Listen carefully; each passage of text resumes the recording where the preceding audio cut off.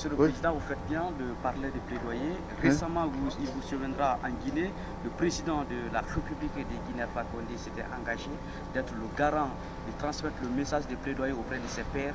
Est-ce qu'aujourd'hui, il y a eu un impact sur le terrain? Est-ce que vous avez eu gain de cause à cela? Bon, il y a des avancées, par exemple. Il y a des avancées. Et tout à l'heure, je disais qu'il y a certains exemples de collectes de la taxe qui sont une réussite. Il y a d'autres,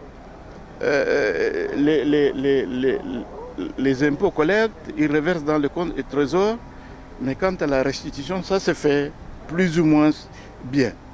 À un certain moment, on avait des fonds qui avaient seulement la subvention. Ils n'avaient même pas le droit de prétendre à une taxe.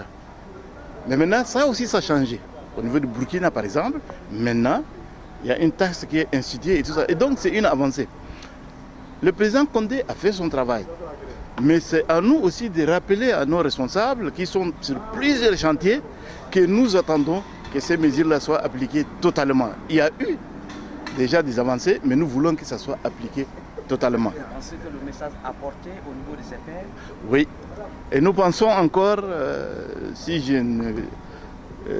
ne trahis pas une pensée que nous sommes en train de traiter, nous allons bientôt lui adresser une correspondance pour l'appeler encore à vraiment appuyer ces messages et dire à ses pairs vraiment de mettre à disposition les ressources. Vous comptez vous rendre en Guinée ou quoi? Vous comptez vous rendre en Guinée ou quoi? Très certainement. Le moment venu, vous allez l'apprendre, mais très certainement, on a un projet qu'il est très probable qu'on vienne encore en Guinée rencontrer le président Condé. Pour dire quoi au président Condé?